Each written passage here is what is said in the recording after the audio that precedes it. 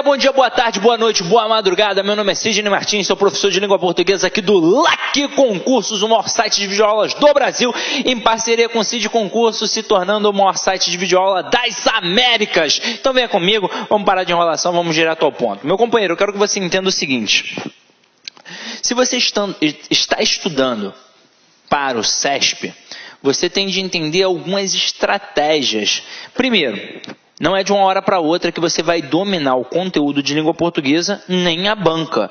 Então, por mais que você faça um bom curso presencial ou até mesmo um bom curso online, você tem de destinar horas de estudo em casa, ou pelo menos uma hora ou alguns minutos, porque é importante que você revise esse conteúdo. Por exemplo, nós temos alguns tipos de perfis para os alunos. Tem o concurseiro ratão, já está há muito tempo estudando. Esse camarada tira de letra qualquer turma, qualquer módulo. Tem aquele que está iniciando. Aí o que acontece? Ele ou é esperto ou ele começa a dar mole. Vamos entender. Se você está há muito tempo sem estudar, você tem de saber estudar. Então, estou vendo aquele conteúdo, estou tendo dificuldade. Por que você está tendo dificuldade? Porque você está há muito tempo sem ver. É como se estivesse malhando. Está há muito tempo sem malhar ou nunca malhou e vai malhar, pô, você vai sentir dor, não vai? E depois de um tempo, se você continuar naquele exercício, não fica forte? Estudar é a mesma coisa. Então não é num primeiro momento que de repente você vai pegar. E aí você precisa fazer o quê? Revisar. Muito aluno fala assim para mim: Sidney, eu tenho uma dificuldade tremenda em língua portuguesa. O que eu preciso fazer para ficar fera? O segredo é estudar e repetir várias e várias vezes o estudo. Por exemplo, hoje a gente vai estudar ortografia. Ortografia não tem uma regra básica. A regra está lá no latim. E a gente não sabe latim. Não é o caso. Então tem que fazer o quê? Eu tenho que estudar, fazer questões anteriores para poder fazer o quê? Massificar aquele conteúdo. Então é assim que funciona. Agora, eu não posso, num primeiro momento, poxa, estou com dificuldade, aí eu não vou mais estudar. Ou então vi só uma vez e pronto, acabou. É o suficiente para eu aprender. Não é assim que funciona. Eu tenho alguns alunos que estudaram comigo, por exemplo, há uns 5, 6 anos. Aí uma vez o aluno falou assim para mim: caraca, Sidney, a aula que eu estudei contigo há 6 anos, eu tive maior dificuldade. Hoje em dia eu tenho uma facilidade tremenda. Sabe por quê? Porque quando ele estudou comigo há 6 anos, ele já estava há 10 sem estudar. Então ele não estava vendo nada, é óbvio que ele não estava entendendo bulhufas do que eu estava falando, ou muito pouco. 6 anos depois, o camarada estudando, ele conseguiu acompanhar a linha de raciocínio porque ele já tem uma base. Então eu quero que vocês entendam o seguinte: concurso público não é para quem tem preguiça de estudar, é para quem quer realmente estudar. Então, se num primeiro momento eu estou tendo dificuldade, o que eu vou fazer? Eu vou correr atrás, eu vou buscar, eu vou cair para dentro, porque pode ter certeza, você vai conquistar o teu objetivo. Agora, se num primeiro momento eu já desisto, e outra coisa, a gente tem de ter noção da falsa impressão de facilidade. Língua portuguesa, tudo bem, não é um bicho de 7 cabeças, mas também não é uma borboleta colorida, não. Esses dias um aluno falou assim para mim: poxa, Sidney, a sua aula de regência demora 3 horas, mas, poxa, eu vejo o professor dando uma aula de regência em 40 minutos. Não é possível você pegar e dar uma aula de regência em 40 minutos? Claro que não. 40 minutos se eu fosse fazer o basicão. O basicão eu dou em 10 minutos. Agora, se você quer realmente saber as pegadinhas, você tem de mostrar muito mais. Então é por isso que a nossa aula de regência tem 3 horas aí de aula, pelo menos, porque a gente trabalha regência verbal, regência nominal e cai para dentro. Então, meu companheiro, quando a gente quer mostrar as pegadinhas, a gente não mostra só aquilo que é fácil, não. Aquilo que é fácil, a gente faz aquela provinha que tem lá do ensino fundamental. Agora, quando você vai fazer uma prova em que a banca é o CESP, você não pode dar mole, porque de vez em quando o camarada, o avaliador, ele é traiçoeiro, ele vai utilizar uma pegadinha. É por isso que a gente mostra as pegadinhas da banca, beleza? Então vamos cair para dentro agora e perceber como é que o CESP trabalha essa ortografia. Detalhe, a aula de hoje funciona como se fosse um combo, porque quando a gente trabalha a questão de ortografia, a gente não trabalha só a ortografia propriamente dita, a gente trabalha também o processo semântico, então um mistão de ortografia e semântica. Então vamos lá, vamos parar de enrolação e vamos direto ao ponto. Aqui alguns conceitos básicos para a gente poder direcionar a aula. Então observa aqui comigo, ó. Questões de ortografia avaliam a escrita das palavras e exigem muita atenção à leitura das alternativas. Não há exatamente regras para a ortografia. Esse é um assunto que só se aprende com muita leitura. Há, porém, alguns macetes que podemos usar para identificar algumas letras e determinadas palavras, além de vocábulos que sempre são cobrados em provas. E é o seguinte: para eu fazer questão de ortografia e questão de semântica, a base é a leitura. Então você tem de ler muito, bastante. Sidney, eu não tenho tempo mais para ler Machado de Assis, Guimarães Rosa, Clarice Lispector. Eu também não quero que você leia isso. Você não vai virar um leitor ávido desse tipo de literatura. Mas você tem de ser sim um leitor ávido pelas leituras que são cobradas na sua prova. Hoje em dia cobram muito textos dissertativos, mas você também tem de dominar textos narrativos, tem de entender a descrição. Agora, você tem de entender textos de atualidades. Eles vão cobrar na prova de vocês ou a atualidade ou a discursiva. E quando você faz uma prova discursiva, ou o camarada cobra um assunto da atualidade, ou ele cobra um tema específico. E ainda assim é preciso que você domine algo sobre a atualidade para poder mandar bem naquela escrita ali. Sem contar que mesmo que ele cobre algo específico, ele vai abordar os valores linguísticos. Ele vai sim ver se tem coesão, coerência, se tem uma pontuação correta, se a crase está correta, se o acento está correto, se a palavra está escrita corretamente. Várias questões vão te perguntar em relação ao sentido, em relação à semântica. Como é que eu aprendo isso? Lendo. Ah, professor, mas eu leio muito já. Tem de ler jornal, tem de ler revista, tem de ler tudo isso. Mas tem de ler com foco. Tem de ler com dicionário em mãos. Às vezes a gente vê uma palavra e pensa assim, caraca, nunca vi essa palavra. Depois eu vou procurar o significado. Não deixe para depois. Veja na hora. Esse depois nunca chega. Então anota ali, se possível até coloca num caderninho, porque isso vai ampliar seu vocabulário. No dia que você for fazer uma produção textual, você vai tirar de letra, porque você já tem uma bagagem, um escopo bacana, beleza? Então vamos lá, vamos começar a nossa brincadeira. Olha aqui comigo, Exa com S, exa com Z, ex com S, ex com Z. Observa que a pronúncia é a mesma. Então, para a gente poder matar, é uma diferenciação gramatical. Quando eu pego esse exa com S, ele corresponde a um adjetivo. Quando eu pego esse exa com Z, ele corresponde a um substantivo. Então, na hora que eu digo natureza, natureza é adjetivo ou é substantivo? Natureza é substantivo. Então, eu coloco com Z. Olha os macetinhos aqui. Portuguesa. Vamos pensar.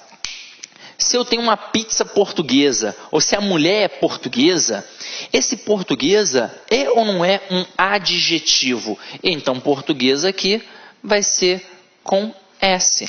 Quando a gente diz língua portuguesa, portuguesa está caracterizando a língua. Então, funciona de forma adjetiva.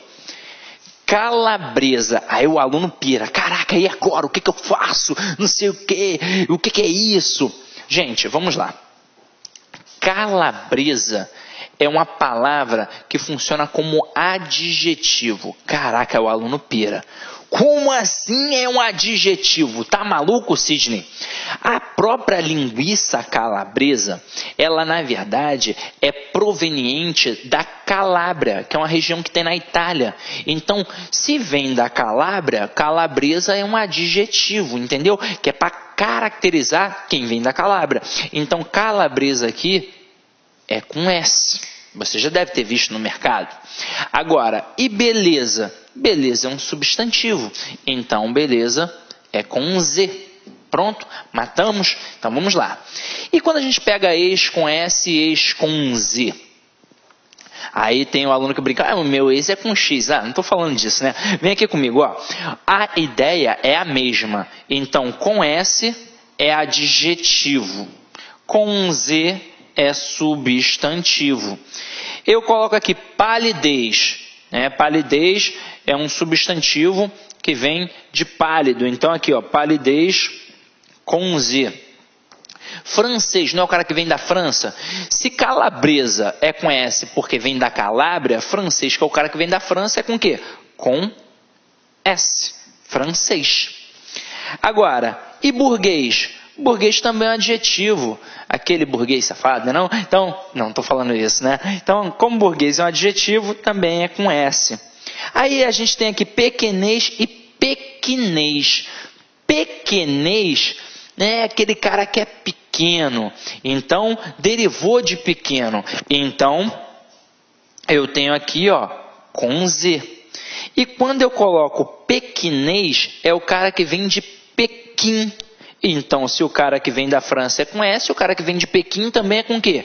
Também é com S. Beleza? Tranquilo? Show? Então, vamos lá. Vamos para a próxima.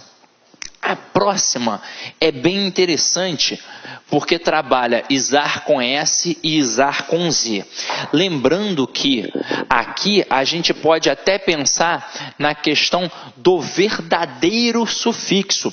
Esse isar aqui é realmente um sufixo. E é o verdadeiro sufixo.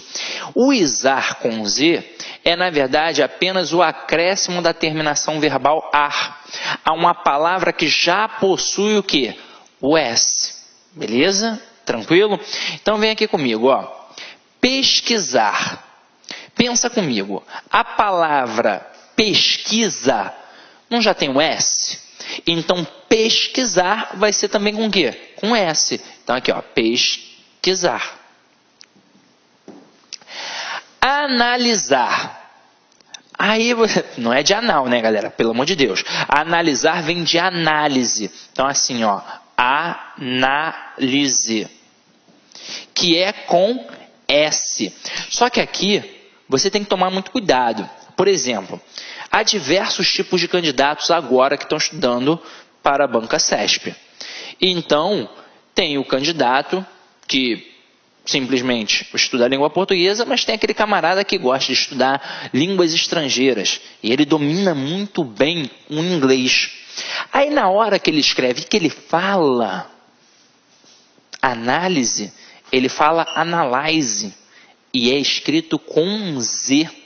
Aí esse camarada mistura muito língua portuguesa, inglês, coisa e tal, na hora ele fica na dúvida, ele, caraca, aí ele vai, né, pensar no inglês, vai botar com Z, vai escrever análise com Z. Tem que tomar muito cuidado. Análise no inglês, analyze é uma coisa e análise é outra. Então, ó, aqui é a língua portuguesa, então muito cuidado você que tem o hábito sempre de estar falando aí, ó, inglês. Cuidado, tá? Então, a análise é com S, então analisar também será com o quê? Com S, beleza? Agora, harmonizar, vem da palavra harmonia. E harmonia não tem o S. Então, aqui vai ser o verdadeiro sufixo, vai ser o isar com Z. Higienizar, vem de higiene. Então, vai ser o verdadeiro sufixo isar com Z. Próxima, finalizar. Vem da palavra final, que não tem S, então finalizar é o verdadeiro sufixo com Z. Realizar, também não tem S, né? Vem da palavra real, realidade, então não tem S, então vai ser o verdadeiro sufixo com Z. Tranquilo ou não tranquilo? Então, muito cuidado com a palavra análise e com a palavra analisar para não dar mole no dia e colocar com Z, beleza? Vamos para o próximo aspecto aí, ó. Gente, esse daqui é muito, mas muito importante para você que está aí se deparando com a banca CESP. Quando o CESP cobra ortografia, ele gosta muito de cobrar as famosas dúvidas frequentes. Muito, muito, muito, muito. Então, se é afim junto, se é afim separado, se é cerca, se é acerca. E principalmente o uso do porquê. Várias provas da banca CESP utilizam o uso do porquê. Só que eles são bem previsíveis. Se eu domino basicamente o conceito, eu não vou dar mole nunca. A gente vai entender o conceito. Até mesmo porque você, às vezes, vai fazer uma prova para o CESP, mas vai fazer uma prova para outra banca, que cobra isso até um pouco mais aprofundado. Mas, conceitualmente, vamos nos ligar nisso. Eu tenho o porquê separado sem acento, eu tenho o porquê separado com acento, eu tenho o porquê junto com acento, eu tenho o porquê junto com acento. Então, separado com e sem acento, junto com e sem acento. Se a gente fosse estudar isso a fundo, à risca, a gente ia perder um tempão, porque ia ter que falar de classes gramaticais, quando está junto é só uma classe, quando está separado são duas classes. A questão do acento, a gente ia ter que falar de acentuação gráfica, e a gente não precisa. A gente precisa apenas dominar esse conceito de junto e separado que a gente aprendeu na época da escola, no ensino fundamental. A gente vai pensar na palavra casamento. Se está junto ou se está separado. Beleza? Vamos entender isso. Ó. Vou deixar a tela aqui em branco. Eu tenho 4 tipos de porquês. Eu tenho o porquê separado e sem acento. Eu tenho o porquê separado e com acento. Eu tenho o porquê junto e sem o acento. E eu tenho o porquê junto com acento. Essa história de dizer que um é para pergunta e o outro é para resposta, isso não tem serventia. Isso não é válido. Não vai ter 100% de eficácia. Agora, pensar em junto e separado vai te auxiliar. Então, vamos lá. Primeiro, quando um termo está separado, vamos pensar no casamento. Imagina um camarada que casou há 3 semanas. Ele vai se separar por qualquer besteira? Não. Ele vai separar somente se tiver um bom quê? Motivo. Então, se estiver subentendida a palavra motivo, é separado e sem acento. Por exemplo, eu posso dizer por que motivo. Então, aqui, ó, vai ser separado e sem acento se estiver subentendida a palavra motivo. E quando está separado e com acento? Se está separado, também está subentendida a palavra motivo. Aí, normalmente, o que a gente explica? A gente explica um processo tradicional. Até mesmo porque tem serventia em várias questões. A gente diz que este porquê está no final da frase. Olá, meus amigos, minhas amigas, sou o professor Luiz Antônio Carvalho, estou aqui para fazer um convite muito especial para vocês. Nós, a Lá Concurso, nós preparamos um super curso para o Banco do Nordeste 2018, um curso atualizadíssimo, um curso completaço, ponto a ponto do edital, e nós, a Lá Concurso, eu garanto para vocês, aqui na Lá Concursos é o melhor curso de carreiras bancárias do Brasil, pode ter certeza disso. Desde 2010 até a presente data, nós tivemos a oportunidade de atender todos os concursos de carreiras bancárias do Brasil e, claro, com centenas de alunos aprovados em todos esses concursos. Meus amigos, minhas amigas, aqui na Lá Concurso você vai ter treino diário. O que é isso? Todos os dias você vai ter uma meta de estudos e se você cumprir as nossas orientações pedagógicas, o nosso personal coach, tenho certeza que você ficará super competitivo. Meus amigos, minhas amigas, espero vocês. Tchau.